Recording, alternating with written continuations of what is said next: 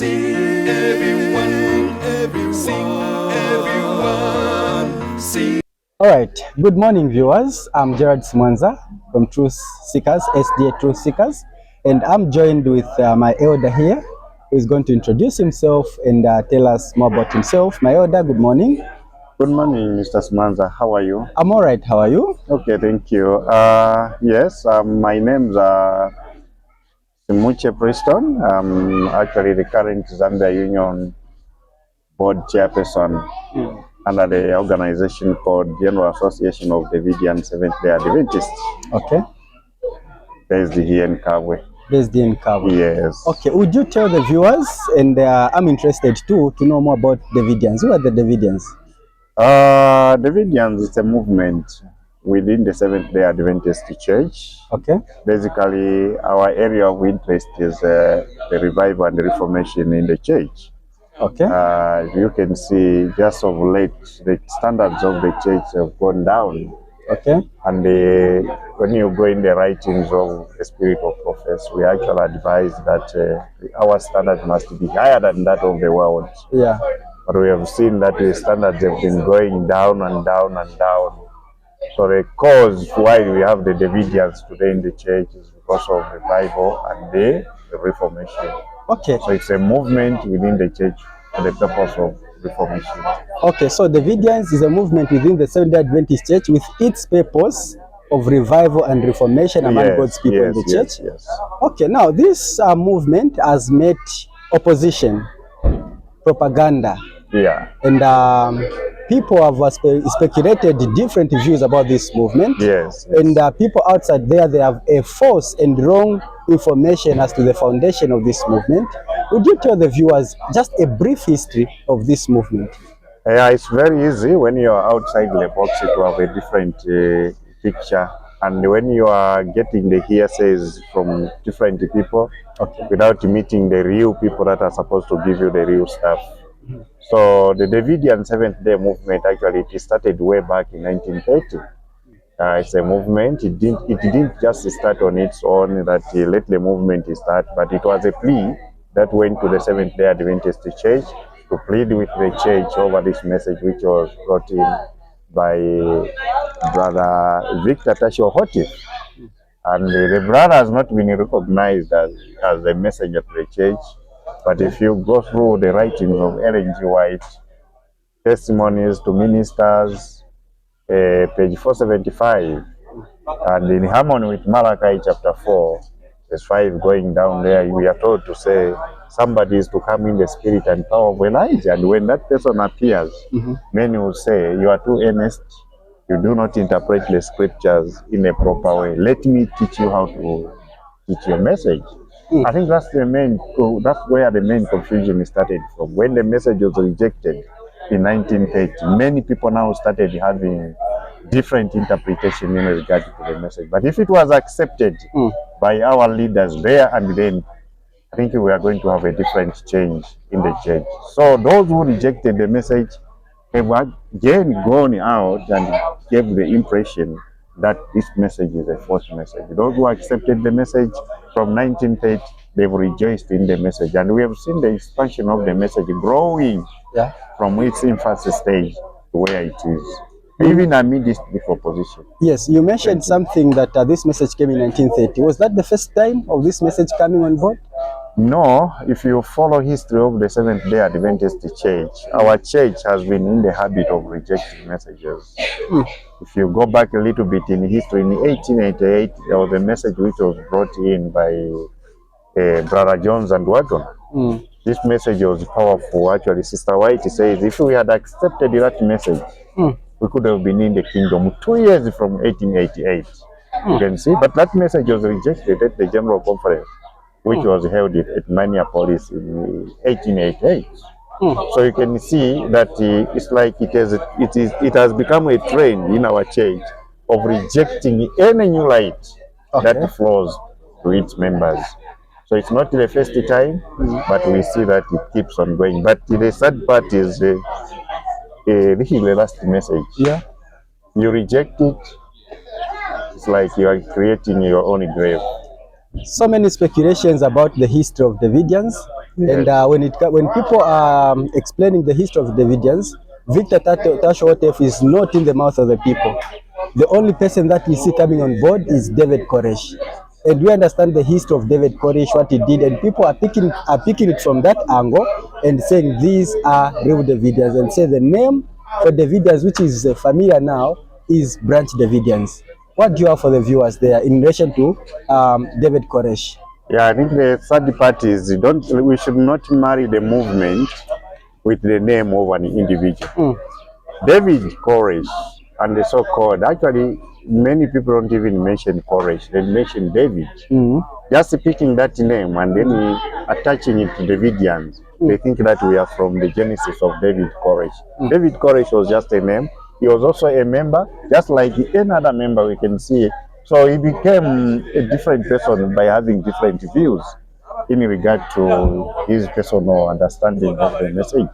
But if you go through to the Shepherd Fraud, that was written by Victor Tashotev, you will see that it's different from the message that David Koresh is advocating, or what David Koresh advocated. And the world over today, I think there are very, very few people that still believe in David Koresh, because his time has expired. His time has expired, and everything that he did, really, if we believed in David Koresh, wouldn't have been allowed even by the Americans, or where the headquarters of our movement is, to continue operating even where it is. But let us separate David Koresh, because that was just an individual, a member just like me. But when we talk of a prophet, V.T. Hotif was a prophet to the Seventh-day Adventist Church. So those are two different names. So that was a branch Davidian, but we are the real Davidians. So what you are saying is that when we're trying to understand Davidians, let us not focus on David Koresh, but let us understand Davidians from Victor Tashotev's point of view. Yes. We read David Koresh didn't come with any publication. The publication that we have even up to date are the publications of Victor Tashotev. Then from 1928 to 1929, 1930, the writings have been going on till the time when the prophet died. So we see that we have a bunch of books, a bunch of literature that we are feasting on as Davidians, not as branch Davidians. So David Koresh is out of the program when it comes to the Davidic movement. What is the primary purpose of this movement? What is the primary purpose of this message, and what is its name? This message that came in 1930s, normally known now on what name? Okay, so if you follow closely, thank you so much for that question. We have a book called The Shepherd Fraud, Volume 1. That is a book written by Victor Tashotev. It's one of the publications, one of the books that was first handed over to the Seventh-day Adventist Church, for them to go through and look at the genesis and why it's talking about the message which is there. Basically, the primary purpose is the stealing of the 144,000, is to bring such a revival, and that revival will lead to the stealing of God's people, the 144,000. Not only that, if you go to the writings of Ellen G. White, in early writings, Sister White also talked about the 144,000. Yeah. If you go to the writings in the same book, early writing, and even the testimonies, you find the 144,000 are mentioned there. At some point in Selected Messages, Book 1, if I'm not mistaken, page 194, is it now 194? Somewhere there. There was a controversy who is to compose the 144,000.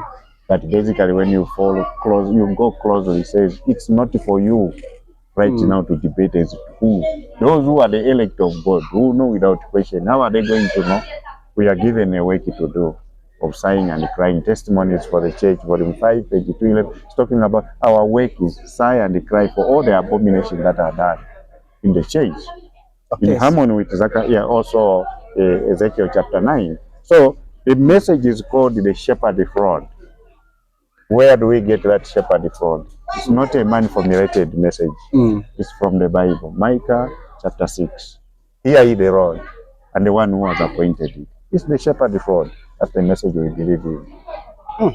How important is it for any Seventh-day Adventist to fight to be among the 144,000? Very, very important, my brother. Very, very important, because the 144,000, that's the only primary number that we know is to come from the Seventh-day Adventist Church. We are not saying there are others who will not be sealed. But what we are saying is, in the Seventh-day Adventist Church, the church has been given the opportunity to showcase or to give to the world what it's able to show. What are they to show to the world? They have to show a people that are sealed, that are coming out clean in that church, and they have a work to do. If you go to Revelation chapter 7, verse 1, there I say, after this, behold, I saw the... what is it talking about? After this, I saw them... 4 angels holding the 4 winds? 4 angels holding the 4 winds. And in holding the 4 winds, the purpose of holding the 4 winds is that God's people, the 144,000, must be sealed. After the sealing of the 144,000, we are told in verse 9 of Revelation chapter 7, verse 9, after this I saw a great multitude which no man could go at. Actually, I wanted to come to that Revelation chapter 7, because there are so many theories. We have seen pastors, elders, and also leaders from the General Conference in the Seventh-day Adventist preaching that the 144,000 and the great multitude is one and the same number. Would you please draw a line of demarcation between these two companies and make it clear for the viewers, and for the sake of salvation, for those who are willing to be among the 144,000? If you follow closely again, thank you so much for that question. Revelation chapter 7 brings out the two groups of people. Okay. The first group is sealed in Israel. The Israel of today, testimonies for the church, volume 9 is talking about the Israel of today as the Seventh-day Adventist Church are the Israelites of today. Okay. And that's where the 144,000 are sealed from. But after that, we see now in Revelation chapter 7, verse 9, after this, I saw a great multitude which no man could number. Where are they coming from? From all nations, kindred, tongues, and peoples. And where is that? In the world. That is in Babylon. So that's where God's people are to find. So we have two groups of people to be sealed. One group is sealed in the Seventh-day Adventist Church. Second group is sealed where? In the world. But which one starts? It is the one which is in the Seventh-day Adventist Church, because it is the one that will bring out a people that have to do the work in the Laodicea. So that tells me that the 144,000 is a literal number. Are you saying that? Clearly stated, as you have stated, the 144,000, we should not even go in debate as to whether it's a symbolic number or it's a literal number. For now, early writings, page 15, Sister White saw the number 144,000 in a number. You go to Revelation chapter 14 and also Revelation chapter 7. They are clearly, if you are a student of the Bible, you can read in between lines and you can really see that the 144,000 is a literal number. It's not a symbolic number, because when we say it's a symbolic number, it means now the number is bigger than the way the Bible has stated it. So by saying it's a symbolic number, it means we want to interpret the Bible according to our own understanding. But the Bible itself mentions the number 144,000 in a number. And also early writings mention that is in a number, not a symbolic number. Is it very easy to be part of this company, it being a literal number and not symbolic? How easy it is? Very easy, my brother. Thank you so much for that question. It's very easy. The only thing that we need to do is to accept to accept the change and be willing to be given a word, a counsel, and so forth. Very easy, because what he's calling for is a revival. Who doesn't want to go to heaven? Everyone wants to go to heaven, and the message is calling us to do a work in church. And what is that work that we are to do? Sighing and crying for all the abominations that are done in the church. Except when it comes to abominations, people want to personalize them. When an abomination is mentioned, people quickly say, no, they are speaking about us leaders, they are speaking about... Salvation has nothing to do with leaders. Salvation is for everyone. When a message of revival and reformation is given, it's not targeting one individual. When a rebuke of an abomination is mentioned, it's not targeting one individual, but it's targeting the entire congregation. So if I feel the effect of that message, then I should also feel the effect of change. So basically, that's how it is. So it's easy to be among the 144,000 if you are willing to do that work of sighing and crying for the abominations. So you should not just go to church and then come back the way we are. Let us make sure that we see whether our church is standing in good faith or not. If it's not standing in good faith and in good faith, the best that we can do is to speak against the wrongs that are entering in the church. Then we qualify ourselves to be among the 144,000. Amen. I can see that where we are seated here, it's the headquarters for Davidian Adventist here in Kawe. And this happens to be the headquarters for the entire continent of Africa. Yes. And Zambia seems to have the largest community of Davidian Adventists in the world. Is that true? Very true. Recently we had a camp. I'm sure you can see people are still around. If you go around, you see a few people that are still there. Yeah. What it is the message here started way back in the 80s, in the 1980s and so forth, by a few brothers. And it kept on growing up to where it is. And finally, the base for the message here was set. And it is here in Kabwe where we see that many people, like we have held the DYS camp, the Davidian Youth Association, we have seen that a number of people came all over the country. Would you please just came from take the camera around so that the viewers can see what is happening here? That indeed it's something is happening. Yeah, for sure. Yeah. Okay. You can continue. Yes. So we have some that have come from Ghana. We have brothers who have come from Zimbabwe. We have brothers that have come from South Africa. We have also brothers that have come from Congo. I'm sure maybe the next camp we may see a number of, because the message is making inroads. Even Nigeria, Mozambique, brothers are busy fighting to make sure that the shepherd board reaches there. And we had people who traveled all the way from the United States of America. You can imagine. Only to come and attend this camp. The camp. And not only to attend the camp, but to encourage us to do more. Because it's like everyone now is having an interest in what is happening in Africa. The reason is very simple. It is the only continent or the only country here in Zambia where we are seeing more youth are taking foot in this message. And I understand that this week, Revival and Reformation, and the last week, and the work of Matthew chapter 24 verse 14, the preaching of the gospel before the end of everything comes, will be finished by the youths. Yes. That's what Inspection says. Yes. What message are we taking to Seventh-day Adventist youths who are very busy with what they are doing in the church and very comfortable, and they don't want to hear anything to do with the road message, the shepherd's road message? Thank you so much for that question. It's quite a very sensitive question because it borders on salvation. Yes. You don't hear the shepherd for you are lost. If you go to Ezekiel chapter 9, the inspiration there talks about the slaying. Slay utterly all that the young. Have no pity, whether children, parents, and so forth. I think the challenge that we have are not the youth. The challenge that we have is the message that the parents in the Seventh-day Adventist Church are giving. That's why we have a foot to caution the elders that are in the church, because they are misleading the young ones. They don't want the young ones to investigate on their own. If they rejected the message, they should give you room to the young ones to go and find out for themselves. So all these youths you have seen around, they've done their own personal investigation of the message. Once they do that part, then they are safe. But if they continue to hear those who are actually against the shepherd, for who are having different opinions in regard to this message, I think the doom is actually open for them.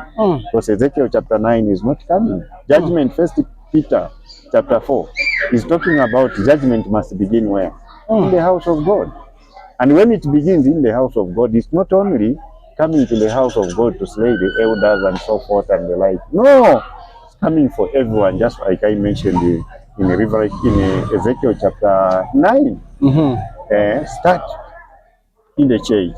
and begin with the ancient men which are before the house. When they begin with the ancient men, it trickles down even to the youth who are in the church. So my message to the young ones is that please do your own personal investigation. See people who can help you. Find out, get literature, investigate, read at your own time. What is this shepherd God that people are talking about? What is it really about? Then you have a full understanding of the message.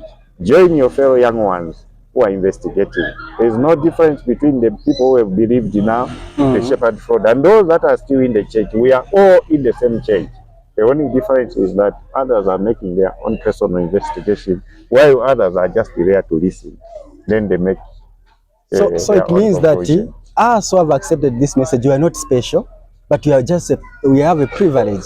We have been given a privilege, my brother, and the privilege, if I just to mention, is that it's given to everyone.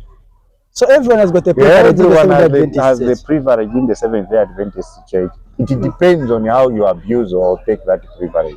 Others now are abusing the privilege by rejecting By that rejecting privilege. the message. You see that? But while others now have said, no, this privilege is ours, we are taking it. This is where we are in the church. Everyone. We are not saying those who have not accepted our enemies. They are actually our true friends. True friends, because if we don't speak to them, we are also in danger. Because for me to believe in the shepherd fraud, it means someone came on board to warn me that what you are doing. I embraced this message in 1998. I was hearing about this message. 1999, I took a foot in it. You can imagine how many years ago. Quite a lot, more than 20 years. And that time I was still young. I was still very young, but I could investigate on my own. This is what has made me to believe the shepherd of God to be. The other fear that our brethren have in the church in accepting this message, they think that when they accept the shepherd's rod message, they will be drawn to the church because they feel inclined to the church, that they do not want to separate themselves. Is this message telling anyone to leave the Seventh-day Adventist church and to be a separate entity? You have done well to ask that question, my brother, because that's the one that many people are using as a weapon. Yes. You see, this message is never, if you read the writings of V.T. Houghton, you'll never find any quotation that calls its members to come out of the Seventh-day Adventist church. Or actually, even to say the Seventh-day Adventist church is Babylon. It is an insinuation that those who have rejected the message are pushing so that people, because they have failed to find fault with the message, what are they doing? They are pushing the members, actually telling the members to say, these people are calling the church Babylon. Babylon. The Seventh-day Adventist church will never be Babylon. How do we go to Babylon? How do we go? Because we still belong to our churches. We are coming from different churches. We still belong to that. How can we call the same church Babylon? So the Seventh-day Adventist church will never be Babylon, and it will never. Babylon is out there. So the Seventh-day Adventist church is a church that harbors God's people. So it must be made clear that we'll never, ever, or the message has never actually called its members to say, come out of the Seventh-day Adventist church and form your own church. You know, our message is of revival and reformation. It is an additional message to the faith. Which faith message are we talking about? The one that we find in Revelation chapter 14. Yeah. We have the additional message, which is the message of Elijah, the prophet, which is the fourth angel. I think if you follow closely of late, our church brought this one study guide where it was talking about the fourth angel. But they didn't mention who that fourth angel is. They just said an angel. Actually, they're saying it's Christ. It's Christ. Are you saying that? But adding forth and the power to the faith. So it has come to add the power and the forth. Meaning the third angel, those the advocates of the third angel's message were almost sleeping. They are now being awakened by the fourth angel's message. Sister White said the Seventh-day Adventists are now giving the trumpet with uncertain sound. Yeah. Does it mean that with the coming of the fourth angel's message, the Seventh-day Adventists will be now able to give the trumpet with a certain sound? So once you add the fourth, it means the Seventh-day Adventist church will be recognized worldwide over. As it is now, it's very difficult actually to differentiate between our church and that of the world. The only thing that differentiates us are the writings of Ellen G. White, which now we are taking so lightly. But the fourth angel has come to add the power to that writing, so that even the world can see that these are the God is commandment keeping people, the Seventh-day Adventist members. Last question. Yes. Those who are accepting the Shepherd Israel message, they are called offshoots. Now, we understand that our Seventh-day Adventist has got its fundamental principle based on Isaiah 8 verse 20. To the law and to the testimony, which is the spirit of prophecy, the writings of Ellen G. White, as confirmed on the baptism certificate, and also vow number 18, belief number 18 in the Seventh-day Adventist fundamental beliefs. And that the General Conference authentically confirmed that the spirit of prophecy, according to Revelation chapter 19 verse 10, are the books of Ellen G. White, and that the law of Isaiah is the Bible. When we mix these things together, then we have a proper understanding. Unfortunately, those who are embracing these two things, the Bible and the spirit of prophecy, they are called offshoots. Now, the question is, who is an offshoot between the one who is rejecting the spirit of prophecy and the one who is accepting the spirit of prophecy? Thank you so much. That's a tactic of the enemy to try to take people away from the writings. Okay. An offshoot is someone off the line, meaning you are losing the mark. But the shepherd fraud messengers or true believers of the shepherd fraud cannot be called the offshoots. Why are they not called the offshoots? The reason is because they have an upshoot message. What is that message? The fourth angel. The fourth angel's message. If they are offshoot, they will go out and form their own church. In that way, we can say they are offshoot. They are offshoots. We have so many churches, like, for example, the believers, the reformers, and so forth and the like. If you follow in Ezekiel chapter 4, we have the ladder of reformation. That ladder of reformation kept on bringing messages. Those messages are not offshoot, they are upshoot. Upshoots. Yeah, you seeing that? That is where even the message of the fourth angel is found. Coming from, is being upshoot from that same. From the Lutherans. So it keeps on going from the 1800 and it keeps on going up to where we are. So we are an upshoot, not an offshoot.